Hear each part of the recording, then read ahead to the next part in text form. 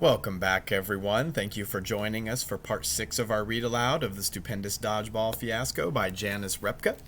When we left off last time, we learned a little bit more about Philip's family history and how they weren't always circus people, and some of them kind of had to figure out exactly where it was that they belonged. And Aunt Viola told him and gave him that advice that everyone's got a place in this world, you just need to figure out what it is. But also gave him the advice that he needed to stay out of trouble because he had been suspended for 4 days by Vice Principal Race after circulating an unapproved petition and also leaving school twice without permission. And that's where we pick up today. A unicyclist trying to ride on a high wire can use an umbrella to maintain his balance.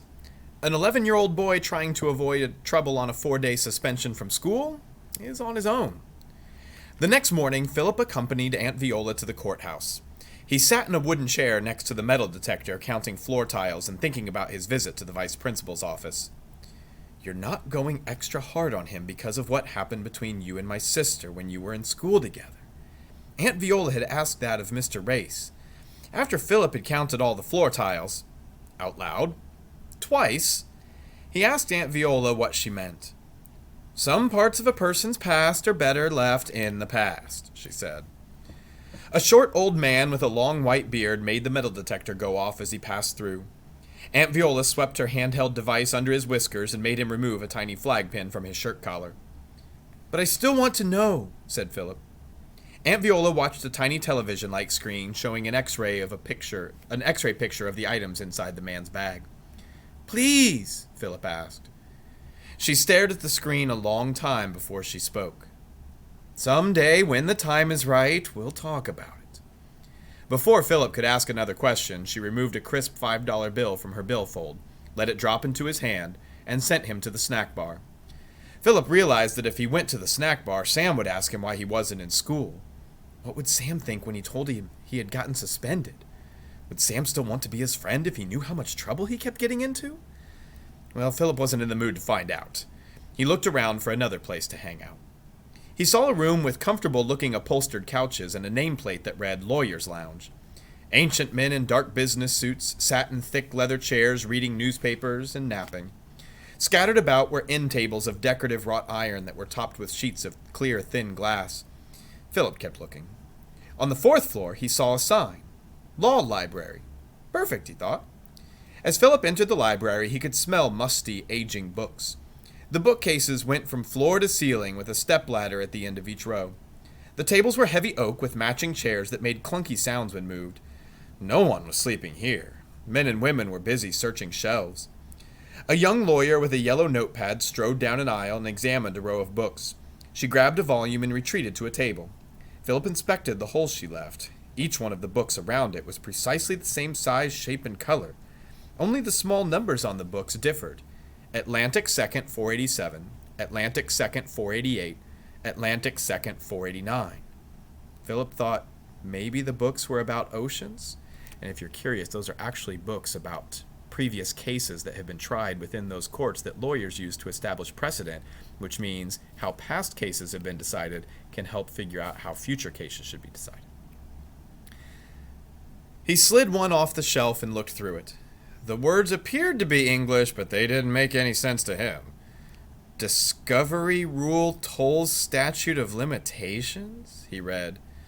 Philip slipped the book back into its hole. Wandering into the next aisle, he found more sets of matching volumes. He passed through row after row, occasionally pulling a volume and examining it. The print in each book was so tiny and the pages so numerous that Philip believed he could empty his entire brain and not fill even one volume. At the far end, the bookcases were lower, covering only 3/4 of the wall. A small, bright green book sitting on the highest shelf caught his eye, but he was too short to reach it. Philip stepped onto the first shelf, and he was almost there, so he stepped onto the second shelf. Suddenly, he felt the bookcase begin to wobble. As Philip jumped off, the bookcase gave way and it crashed down, spewing books onto him. "Ah!" he screamed. Philip expected to feel the hefty wooden bookcase flatten him like a cardboard clown run over by a steamroller. But the bookcase did not hit him. Its top was wedged against one of the taller units standing firmly behind him. Rescuers eventually dug him out, then chewed him out for being there. Once the law librarian Mr. Chang determined that Philip was not injured and the boy was Viola's troublemaking nephew, he issued a proclamation. "Young man," Mr. Chang said to Philip, "you are not leaving here until you've picked up these books and properly reshelved them." A couple of strong men in suits lifted the bookcase and righted it, mumbling about faulty shelving and product liability lawsuits. Philip picked up the books methodically, one at a time, and put them back on the shelves. After a while, he found the green book that had caught his attention. Its title was Fighting Back in Court. Philip opened the book. On the first page, a lawyer wrote about how the book would teach people their legal rights and how to file their own lawsuits. Philip knew what a lawsuit was. Even though he wasn't allowed to watch television, he did go to the movies sometimes. Bartholomew the Giant had once taken him to see a movie about a lawsuit. Plus, once the circus hired a lawyer for the purchase of an exotic animal, although it turned out the lawyer didn't really know the difference between a double-humped camel and a dromedary. "So, that was Matilda's kid." "Yep, spilled the whole load of books." The voices came from the next aisle over. They were hushed, but loud enough for Philip to make out the words. "Like mother, like son. Wonder whatever happened to Matilda. Ah, who knows? And after what she did, who cares?" Philip dropped the green book and tiptoed to the end of the aisle. He peeked around the corner to see who was talking, but they were gone. Why were they making such strange remarks about his mom? Philip returned to the green book and continued reading. He learned that purposely hitting someone with an object is called an assault and battery. If you commit assault and battery, that is, if you hit someone and you hurt them or damage their property, then you should be held responsible. According to the law, you have to pay that person money to fix the damaged property. Being careful not to pop the lenses back out, Philip pushed his broken glasses back up his nose, and he continued reading, skipping the hard or boring parts. So the librarian wouldn't get mad, he reshelved the fallen books with one hand while he read the green book in the other. By the time Philip was done shelving the books, he had reached the last chapter, How to File a Small Claim. Philip wondered if he should stay out of trouble by just leaving alone the matter with BB and his glasses, or if he should fight back in court for money to pay back Aunt Viola. He slid the green book into the bookcase and went to Mr. Chang's cubicle. "Where do people go when they need legal advice?" he asked Mr. Chang. "Well, it depends on what's in their pockets," said Mr. Chang. "Rich people probably would call the County Bar Association and get a referral to a private attorney. If you don't have as much money, you'd probably talk to the public defender." Philip pulled $1.25 out from his pocket. "I think I need to know where to find the public defender," he asked. Once a circus performance begins, only the death or serious injury of a performer can stop it. Once Philip decided to find legal help for his broken eyeglasses problem, he wasn't about to let anything stop him. "Hello," he said to the lady sitting behind the desk in the public defender's office. She had a clump of dark hair piled on top of her head, held by an array of clips and pins, and wore a pink ruffled dress shirt. She scrunched her eyes and frowned as she tapped on a computer keyboard. It took a while before she even noticed Philip. "Can I help you?" she finally asked, suspiciously. "I have legal questions. I tried to follow along in the book, but it got confusing," said Philip. "Are your parents here?" she asked. Philip shook his head. "Do you have a guardian?" she asked. "What's a guardian?" "If you have to ask, you don't have one," she said, returning to her work. "Come back with your mother or father." "My mom and dad don't live here, though," Philip said. "Then who do you live with?" "My Aunt Viola and Uncle Felix." "You said you didn't have a guardian." "No, you said I didn't." "Are you getting smart with me?" she asked with a raised voice, but Philip shook his head no. "Come back with your aunt or uncle," she said. "But they're busy at work." "So am I." Philip felt his ears heating up. Aunt Viola could explain about his parents not being there, but he couldn't ask her to come to the public defender's office until her shift was over. By then, the office might be closed. He checked the clock on the woman's desk. It was a novelty clock. On the ends of the hour and minute hands were silhouettes of running children. On the end of the second hand was a dodgeball. When the second hand swept by the hour hand, he could almost hear Coach yell, "You're out!" "Don't just stand there," she said. "Go on now." He gritted his teeth. "I need to talk to a lawyer." She gave a mean face. "Listen, boy, if you don't get out of here, I'm going to call security." A picture flashed in Philip's mind of Aunt Viola rushing up the steps and bursting into the room. "Oh, please do," Philip said. If Aunt Viola did come, he'd be allowed to see the lawyer. The mean-faced lady stared angrily. Philip stared back. It reminded him of one of his dad's routines, two clowns staring each other down over some silliness. He half expected her to pull out her seltzer bottle and spray him. With a bzzz, the phone made a strange noise, and the sound of a woman's voice came out. "What's all the commotion out there?" the voice from the telephone intercom said. "I'm trying to write a brief." The mean-faced lady picked up the phone. "Not to worry, Miss Johnson," said Mean-Face to the receiver. "It's just a boy." Mean-Face paused. "I'll ask him," she said. Mean-Face covered the receiver and said dryly, "She wants to know what you want." "I want to talk to a lawyer," said Philip. "He wants to talk to a lawyer," said Mean-Face to Miss Johnson. "I told him he needs a parent or guardian, but he refuses to leave." Philip wondered if he had really refused to leave. "She said to send you back," said Mean-Face. "She'd like to take a look at this troublemaker." Philip gulped. Mean-Face pointed down a dimly lit hallway. He stopped at a half-open door that said, "Ms. Daisy Johnson, Esquire, Assistant Public Defender." She had a friendly name, but Philip knew that things weren't always what they seemed. After all, the most bloodthirsty animal in the circus is the flea. "Don't lurk in the hallway," Ms. Johnson said. Philip pushed the heavy door open. "Come in. Have a seat." She was a pretty blonde woman wearing a flowery dress and chewing bubblegum. Her desk was covered with wrinkled papers and upside-down books. Philip sat in a worn, overstuffed chair. "You have a legal problem?" she guessed. Philip nodded. "I have an appointment in 10 minutes, so you'll have to talk fast." Philip didn't even know where to begin. He couldn't tell her everything in 10 minutes. It took his dad longer than that to put on his clown makeup. "B.B. Tyson won't stop trying to hit me," Philip said. "Ah, I take it this B.B. Tyson's a school bully? Is that how your glasses got broken?" she asked. He nodded again. "If a bully's beating you up, that's more of a juvenile crime matter," she said. "She's not beating me up. She's hitting me with a dodgeball in gym class." "Oh, you mean playing dodgeball? Well, I can't make a criminal case out of two kids playing." She leaned back in her seat and blew a fruity fresh bubble. "But it said in this law book that if you intentionally hit someone and you hurt them, then you have to pay for their damages." "That's true. Civil law does say that." Philip gave her a confused look. She took the gum out and held it while she explained. "There are two kinds of law in this country, criminal and civil. Criminal law applies when people commit crimes and have to go to jail. Civil law is for when they damage other people's property and they have to pay money to fix it." She popped the gum back in. "I want BB to pay money damages so I can pay back Aunt Viola for my new glasses." "Well, in a civil action for assault, you'd have to prove that BB intentionally hit you. Do you think you could prove that?" Philip nodded.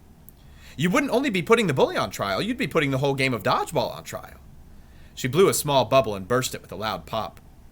"I couldn't help you personally. I'm a criminal lawyer, and I work for the government. You'd have to hire a private lawyer. How much money do you have?" Philip dug into his pocket and pulled out his $1.25. "Oh, goodness, that wouldn't even cover the filing fees," she told him. "Is that it? I get $1 a day for snack money. I could start saving it." "Let's be realistic," said Ms. Johnson. She pulled out a long, thin line of gum and twisted it around her finger while she thought. Finally, she said, "You're going to need a civil lawyer who would do your case pro bono." "Pro who?" Philip asked. "Pro bono is Latin, and it means for the public good. In other words, you need a lawyer who will work for free." "Lawyers do that?" "Some do, depending on the case. You need someone who believes principle is more important than pay.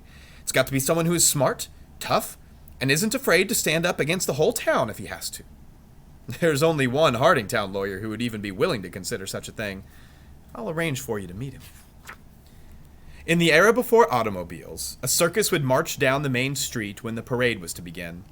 When the parade was to begin, the circus owner would call the governor, would yell to the townspeople, "Hold your horses," so they wouldn't be frightened by the exotic animals. To non-circus people, the expression came to mean, "Have patience while you wait for something." The next day, Philip waited for the mystery lawyer. He could hardly hold his horses. Ms. Johnson was supposed to meet Philip at the snack bar at 2 p.m. and introduce them. Philip borrowed a law book and took it to the snack bar to study while he waited. The book was full of interesting cases. In each, two people, the plaintiff and the defendant, would tell their story. Then the judge would say who won the case and why. Philip was reading about a tavern fight when he saw Sam heading his way. He didn't want to be rude, but he hoped Sam wouldn't want to chat. Sam sat down at his table. "What's up?" he asked. "The sky," said Philip. "I heard about the suspension," Sam said. "Bad break, Philip." "I guess," said Philip. He looked over Sam's shoulder expectantly for the mystery lawyer. "How's your case coming?" Sam asked. "You know about that?" asked Philip. "Like they say in Disneyland, it's a small world." Philip grinned. He filled Sam in on the details of the lawsuit and told him about the meeting. "Maybe you should leave before the lawyer gets here," said Philip, trying to be polite. "It's more of a business meeting." A man with a suit and tie entered the snack bar and went to the front counter. Philip strained to see if it was him. Sam went to the counter and took the man's order for an egg salad sandwich and a cup of coffee to go. Philip was disappointed that Sam, not the important-looking man, sat back down at his table. After what seemed like a long time, Ms. Johnson came in. She was alone. She headed straight for Philip's table. "Oh, I see the two of you have already met," she said. "How have you been?" asked Sam, as their hands found each other. The handshake lasted a long time. "I thought you were going to bring the lawyer," Philip said to Ms. Johnson. "Didn't he tell you? Sam is the lawyer." Philip felt he had misjudged Ms. Johnson. She didn't seem like the kind of person to joke, but she had to be joking. Sam was the cashier. A blind cashier. "But Sam works at the snack bar. He's not a lawyer," said Philip. "Well, then I guess they'll have to take down that portrait of him at the law school," she said. She blew a grape-scented bubble, and it burst like one of his dad's exploding cigars. Philip looked at Sam. "Are you a lawyer?" "Well, I don't practice anymore, but I still have my license." "He retired a few years back," explained Ms. Johnson. "He was a pioneer for blind lawyers in his younger days, successfully forcing the state to make them give blind law students special accommodations so they could practice law." Sam and Ms. Johnson talked about a case that Sam had argued before the United States Supreme Court. They also talked about Sam retiring, and Ms. Johnson kidded him playfully about taking the part-time job at the snack bar because he missed being part of the legal community. "So, are you going to be my lawyer?" Philip asked Sam. "I don't know. I do have to be selective when I decide whether or not to take a pro bono case." "Why?" "Because some clients, to be quite honest, are quitters. They want you to work for them, but in the end, when the case gets tough, they run away." Philip knew what Sam was referring to. The time he left school so he didn't have to play the one-on-one game with BB, and the time when he decided to run away after BB teased him about being a circus boy. "If you'll be my lawyer on this case," Philip said, "I won't quit." "No matter how hard it gets?" Sam asked. "I promise," said Philip. "I'm done with running away from my problems." Sam stood up and extended his hand. Even as Philip shook it, he wondered if he could live up to his promise. Walking in floppy shoes and breathing through a rubber nose is not as easy as it looks. If you want to be a clown, you'll need to spend a lot of time in baggy pants. Philip knew that if he wanted to successfully sue BB, it was not going to be easy. He would have to spend a lot of time in the law library. Sam would supervise, but Philip was to get the papers ready. He found a book about drafting a complaint, the paper that tells a person why you are suing them. The back of the book had fill-in-the-blank forms. Philip found a form for assault and battery and made a photocopy using his lunch money. Then he filled in the blank spaces. Where it said plaintiff, he put his name. Where it said defendant, he put BB Tyson. In the section for what the lawsuit was about, he wrote about his glasses getting broken. For damages, he wrote, "The cost of replacing my glasses because it wasn't Aunt Viola's fault." "What are you doing?" asked the librarian, Mr. Chang, who was suddenly looking over his shoulder. "Nothing," said Philip, flipping his notepad upside down to cover the complaint. "Oh, you're up to something," Mr. Chang said. He reached over and picked up the notepad. "It's just a lawsuit," Philip said as he tried to grab it back. "Stanislaw versus Tyson," said Mr. Chang. He read the complaint out loud. "Huh, suing the school bully," he observed. "You're either the bravest kid in school or the most stupid." Philip shrugged. "But I give you credit. You got guts, kid." "Wish I'd thought of it when I was your age." He tossed the complaint back on the table. "Too bad you're wasting your time." "What do you mean?" Philip asked. "I mean," said Mr. Chang, "even if you win, what stops BB from doing the same thing next week?" "I don't know," said Philip. He hadn't thought about it. Even if he did win his lawsuit and got BB to pay for his glasses, it wouldn't stop her from hitting him again. "What would you suggest I do?" Well, have you heard of the twisted shoulder block? Asked Mr. Chang. The shoulder absorbs most of the impact, and you could protect your eyeglasses better. He gave Philip a pat on the back, wished him good luck, and went back to his cubicle. Philip wrestled with what he had said. After lunch, he asked Sam about it. The only way you could stop it from happening again was if you got an injunction. What's that? An injunction, Sam explained, is kind of like when your mother yells, knock it off or else. In a lawsuit, when someone is doing something they're not supposed to do and they keep doing it, the judge can issue an order that says, knock it off or else. So the judge could order BB not to hit me anymore? That's right. What about the other kids? Could the judge order them all to stop hitting each other? It's possible, agreed Sam, but the judge would be ordering an end to school dodgeball. To get a judge to do that, you would need good legal reasoning and plenty of case law on your side. I better get back to the library. 2 hours later, Philip was 2 hours older and still hadn't a clue as to how he could get a judge to issue an injunction against dodgeball. Philip wondered how he could have expected to figure all this legal stuff out. Sheer will was not enough. It was like when Helena took Einstein to the racetrack and tried to train him to race.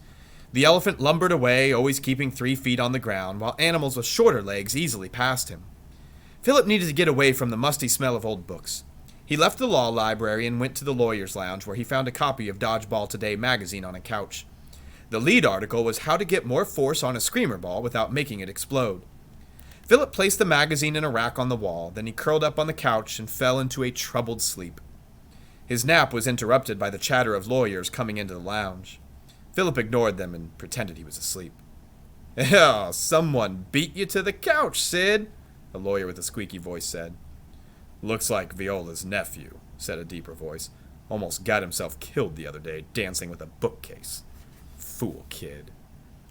"Seems to me," a more soft-spoken voice said, "if you're going to make a bookcase, you ought to make it so it doesn't tip over." "Oh, there he goes," said deep voice, "thinking like a plaintiff's lawyer." "Yeah," said squeaky voice, "I'm surprised you didn't pass the kid your business card." "Go ahead and laugh," said soft-spoken. "There's a lawsuit in that bookcase falling over mishap. In my opinion, that bookcase was an unreasonably unsafe product." "No," said deep voice, "a product isn't unreasonably unsafe unless it's unsafe for the purpose for which it was made. If you get hurt using a bookcase as a bookcase, it's unreasonably unsafe. If you get hurt using a bookcase as a ladder, you're a fool kid." The lawyers laughed, but Philip was thinking about an unreasonably unsafe product. Wasn't a dodgeball a product? And wasn't the purpose of a dodgeball to hit other kids with? And if wasn't it unsafe to hit kids with a dodgeball? Philip bolted upright. "Excuse me," he said to the lawyers, and then got to his feet and returned to the library. By the end of the next day, Philip added a new paragraph to his complaint. It said that a dodgeball was an unreasonably unsafe product, and the judge should issue an injunction to stop the school from forcing kids to play.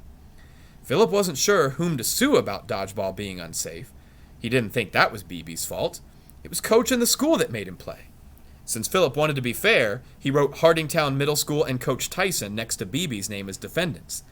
Then, as a last-minute thought, he added the American Dodgeball Company and the city of Hardingtown itself. Now, it was poop-scooping, rope-climbing, broken glasses 6th grader Philip Edward Coleslaw Stanislaw, a.k.a. Circus Boy, against the unofficial dodgeball capital of the world. And that is where we will leave off today from the Stupendous Dodgeball Fiasco. And I want to take just a moment as we wrap things up with part 6 to talk about that idea that he's had for his legal reason for the injunction of an unreasonably unsafe product. Now, if you are following along with what the lawyers were saying, a product can be judged unreasonably unsafe if it is harmful when it's being used for its intended purpose. For example, I'm sitting in a rolling chair right now. If I am sitting in this chair using it as a chair and the way that it's made causes me to get injured, then that would be an unreasonably unsafe product. Now, if I stand on this rolling chair to try and reach some of the things on top of the cabinets behind me, and the chair slips and I fall and injure myself, that would not be the chair's fault. It would not be considered unreasonably unsafe because the purpose of the chair is to sit on it. If I am using it as a step stool, not its intended purpose, and I end up getting hurt, that's my own fault. Much like Philip's issue with the bookcase. The bookcase was not unreasonably unsafe because it only collapsed when Philip tried to climb it. If it had only been used as a bookshelf, it would have been perfectly fine. So now we've got to think, how does that relate to his dodgeball lawsuit? He thinks if the purpose of a dodgeball is to throw it and hit a kid, and that can cause an injury when it's being used for its intended purpose, perhaps a dodgeball is an unreasonably unsafe product. Now, whether or not that line of legal reasoning is going to be successful in court, we'll have to wait and see. Join us for part 7 of the Stupendous Dodgeball Fiasco. Bye.